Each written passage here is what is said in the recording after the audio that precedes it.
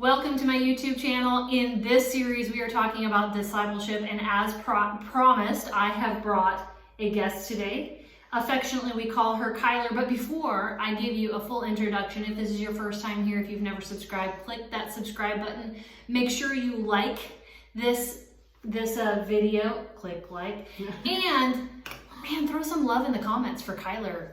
It takes a lot of guts, a lot of nerve to just kind of show up and be like, oh, we're just going to kind of wing it because we're just going to have conversation today. So Kyler, we call you Kyler, and here's why. Her first name is actually Jessica Morgan. Yeah. Everybody called her Morgan. And Kyler at one point actually lived in our home, and I have a Morgan in my house. Number 3 of 6 is named Morgan, and so we all called you Kyler, and it has stuck. And so I don't know anybody that really calls you Morgan, hardly anymore. Does your husband call you Morgan? Yeah. Okay, well, he can do that. And Brittany's kids shockingly call me Morgan. Okay, interesting. And your littles call me Morgan Kyler. Morgan Kyler, not just Kyler. Morgan, because, you know. So today we're talking about discipleship, and I wanted to bring you on to share kind of some of your experience. I know you've watched some of the episodes. Maybe you haven't seen them all. It doesn't matter. The point is you have gotten to experience discipleship based on all the things I've been talking about through this entire series, which is discipleship is more than just about giving and gaining information. It's about living a life of demonstration, taking somebody with you, having them assist you in things.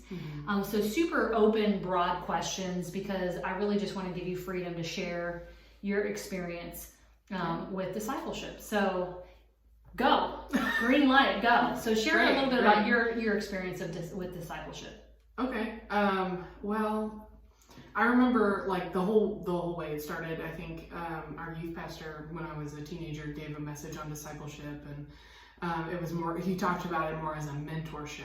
And I remember asking the Holy Spirit, asking the Holy Spirit. I was like, who? I really want this mentorship. My parents weren't really that kind of resource for me at the time, and so I remember asking the Holy Spirit, and he was like, Lisa Schwarz. And when I first knew you, I didn't really care for you. So I was like, oh, no. But I asked you if you would disciple me, and you said, yeah, and this is what it looks like. And it was a matter of meeting every single week.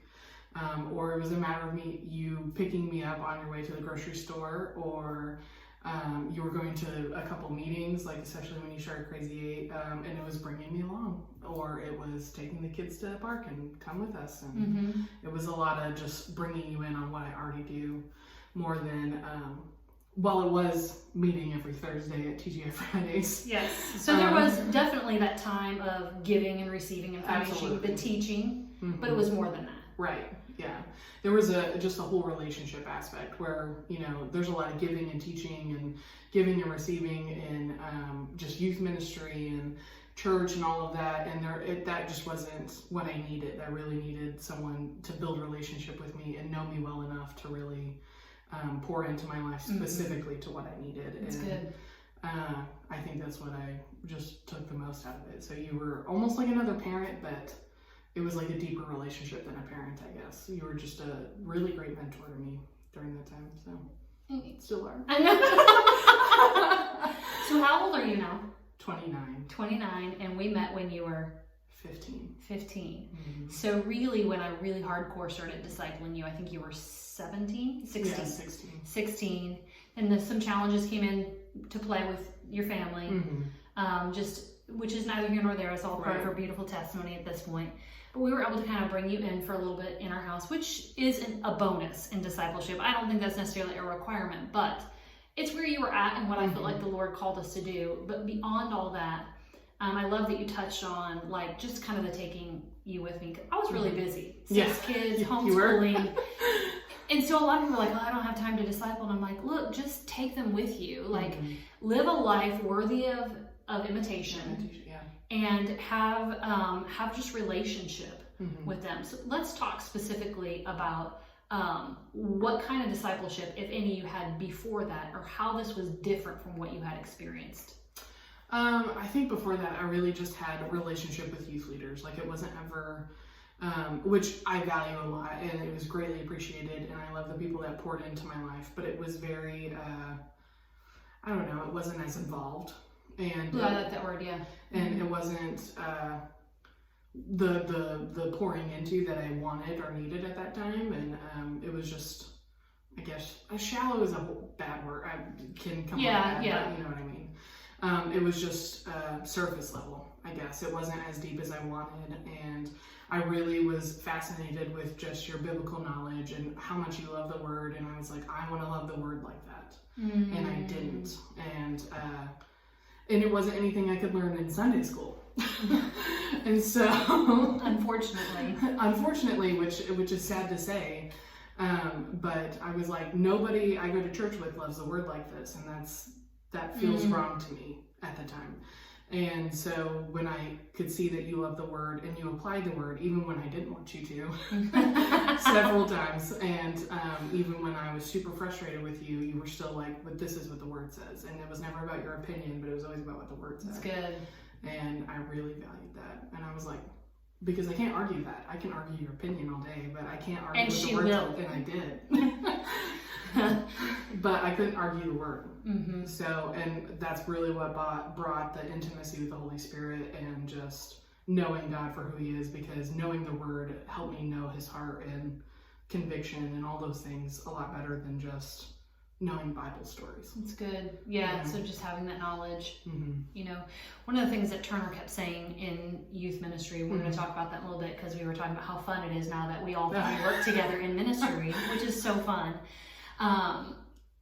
Is that kids don't care how much you know until they know how much you care, which is kind of cliche. Yeah. Oh, and I see you get your nails done. I did. Great. Okay. Anyways, excuse us. So people don't care the kids don't care how much you know until they know how much you care. Right. So forget that it was me. One of the 5 essentials, when I talk about the 5 essential tips to mentoring, I talk about the importance of compassion and really meeting somebody where they're at, having that heart that connects with them, but then also not sitting in that space with them. Yes. Can you speak into that a little bit? Yeah. I was dealing with, when we met, I was dealing with a lot of like anger and rebellion and all the awful stuff it is to deal with, like when you get teenagers who are just rebellious and jerks, like you don't want to be around them, and they're super frustrating, and I was one of those. And it's funny seeing that now, like I'm just like, I need so much more compassion. But I was one of those people, and I remember, because I watched that part this morning, and just how it was like compassion and sacrifice, and I realized from this side of things, like how much sacrificial it was for you to continuously answer my phone calls in the middle of the night and continuously encourage me, and even now, continuously encourage me when I'm feeling discouraged, and having compassion for me, especially in that time when nobody had compassion for me in that season, or it felt like it. I say that nobody did. It felt like nobody really had compassion for me and where I was in that season. I feel like even my youth pastor was like, please take her, do something with her at the time. And because nobody really knew how to deal with me. And I think that's the biggest part, I think, is just having compassion for where students are at, or where anyone you're mentoring or discipling. Like compassion is probably the biggest thing to know, and just say like, I see where you're at and I validate your feelings, but you don't have to stay there, and you don't have to stay in that pit, and I'm not gonna, I'm not gonna let you pet the kitty like these. I'm not gonna, entertain your emotions and your rebellion in these places, because you like just seeing people's potential, I think, is a big part of that. Yeah, that's good. So it's really good. So you mentioned a little bit about our relationship now. Because one of the things that I've talked about is, evangelism and converting. Like the Bible doesn't say go and make converts. You're right. It says go and make disciples. And so that is a commitment. It's a lifelong commitment. So you're 29 now. So I have had the honor and the privilege, and when I say that with genuineness, of really just being a part of your life now for 13 years. Yeah. And we have multiple years ahead of us. So that discipleship process continues. So share a little bit about what that looks like now for you. Yeah, it does look very different. We don't meet every Thursday at TGI Fridays anymore, and I don't live with you anymore. So I moved out and got married when I was 19. But I guess it's just continuing to engage in relationship, counseling when I need it, like being able to call you still, I work for you now, and I guess a lot of that becomes just discipleship in the workplace and in businesses. Yes. And you've helped me a little bit when building my own business and things like that. And so it transforms as you grow and as you continue moving, and just what you pursue. Mm-hmm. So it's just been counsel and coaching and all the things that you have to offer everyone else. But you've done that for me my entire life, basically. Yeah. And it's in some regard just super organic. Yeah. Oh, yeah. Super organic. Yeah. So let's flip the switch. Yeah. Because part of the goal of discipleship is we want to raise up disciples to therefore then go and disciple others, Mm-hmm. which you are now doing. Mm-hmm. Yeah. So talk to us a little bit about your experience as a mentor and what you've been able to learn and take into the next generation of discipling, or anything that you've changed, things that you've made your own. Any one of those things. I'm gonna reference the last video I watched is living a life of imitation, and I feel like, as you go into your 20s, there's all these fun things you want to do, but then I have to reflect on what I'm passionate about, and it's the discipleship process. That's because that's what changed my life, and so it's constantly going back and evaluating myself and the process and the journey that I'm on, and constantly pursuing the Holy Spirit so that I'm living a life of imitation, because it doesn't work to just go and say, let me disciple you to students. They want to see somebody that they can connect with, I guess, Mm-hmm. or something that they want. Mm-hmm. At least that's how it was for me. And Right. so being on the other side of things, I think there's living a life of imitation is number one, the number one thing, I feel like. And then having to grow in compassion and being able to sacrifice my time for students too. Mm-hmm. It's just very different, I will say. There's a lot of receiving, but there's still a lot of receiving and giving too. Mm-hmm. So, because you have to constantly be in a place of correction's not the right word, of just being willing to be corrected by the Holy Spirit, I guess, and guided by the Holy Spirit. As the mentor is what you're saying. As the mentor. Yes. Got Yeah. you. Uh-huh. Yeah, and not every student is the same. So the same way that's that good. I would love it. respond to somebody that was like me growing up, I don't respond to them the same way you would have responded to me, or students are so different, Mm-hmm. in their own journey. So it's constantly, and it's the same in counseling. So you've trained me up in counseling. I am the counselor that I am because I was counseled for 10 years. And the best training room is just in the receiving. Yeah. It really is. Yeah. And so I think it's the same in discipleship. I've gotten the greatest training because I've lived through it for the last 13 years. And So I talked in one of the first sessions about my mentor, Kate. yeah. And so I would love to somehow be able to satellite her in and do I know, wouldn't that be fun? Maybe I bet you could probably figure that out because she's the techie side. But you've been able to interact with Kate and experience. So share a little bit about what that's like to see that, because Kate doesn't live here. So in some regard, I had my relationship with her, then I moved to Texas. I still had a relationship with her, had a relationship with you. And so you kind of got to learn through osmosis about Kate. But what is it like being, and then she has mentors above her. Yeah. So we talk about how in a lot of ways you're a fourth generation disciple. That's a big deal. Yeah, it's a huge honor because it's the people that I'm sitting under that I'm like, I am like multiple generations of discipleship. But I love Kate. I love seeing y'all's relationship because it is very different than yours and my relationship. Super different. Yeah, I love that you brought that out. Yeah. So whoever you're getting mentored by or whoever you're discipling doesn't have to have the same likes. It doesn't have to have the same personality. But there are qualities and characteristics that they have that can always be passed down to the people around you. So she's very different than you are, but yet there's still a mentorship there. And there's still. What was the question? Just what is it like? You're answering the question. Okay. What is it like from your perspective to be able to see these generations above you?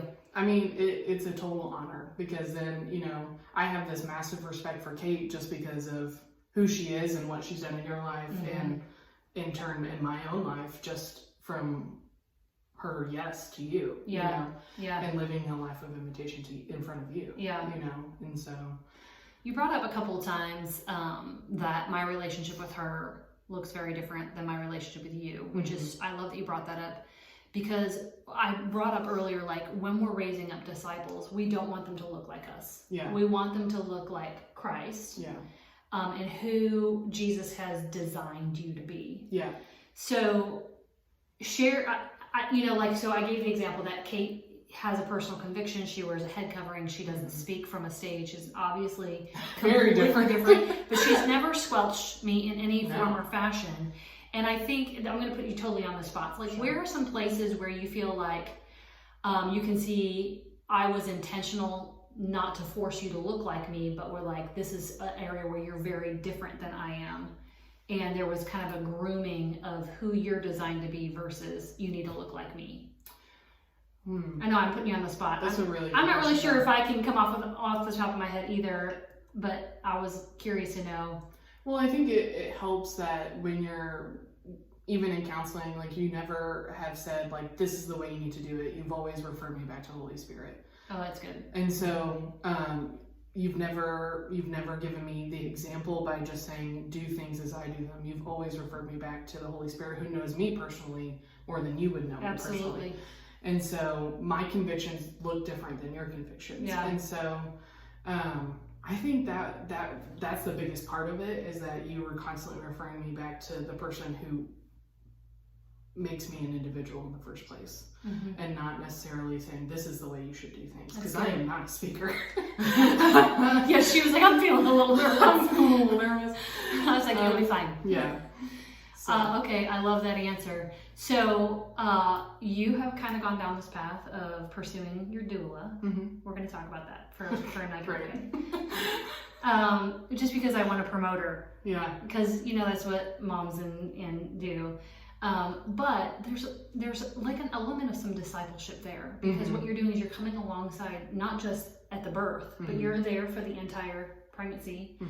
So talk to me a little bit about how you see some of the discipleship concepts now being, because we talked about it in Crazy 8, like obviously you do case management with residents, you work with community, we've talked about it with youth, but I want to connect the dots between kingdom principle and just any occupation. So looking at your occupation as a doula, how would you connect the idea of discipleship there? It definitely requires a lot of sacrifice, because you really have to like put away your own emotions, your own feelings, your own opinions, even for the sake of the birthing person or the client or the parents, because it's not my family, it's not my child, it's not my experience, and so it's a lot of sacrifice in that you definitely have to pull away and kind of discern, like, I'm not going to force what I think and what I feel and my opinion on you, but I'm going to help cultivate an atmosphere to where you can make your own decisions, be confident. Say that again. Cultivate an atmosphere where you can make your own decisions, and that's so good. It's so good. Be confident in your decisions and in your choices. Right. And so that's the majority of my job in that aspect, is that I just continue, and that's what I do. So it's more of advocating for you to get what you want and do what the things you want to do in your own birth. So it's never about like, I'm here to help you. It's more like, I'm just here to make space for you to do what you want to do. That's good. Which I feel like is relative to discipleship. I think you always gave me space to grow and figure things out on my own and experience my own consequences even sometimes, instead of learning things through wisdom, or you gave me wisdom and I still had to learn through consequence. Either way, it was a lot of like just kind of knowing when to take a step back and say, you got to figure it out on your own, because you can't hold my hand the entire time. At some point, you have to let go and let them make their own decisions.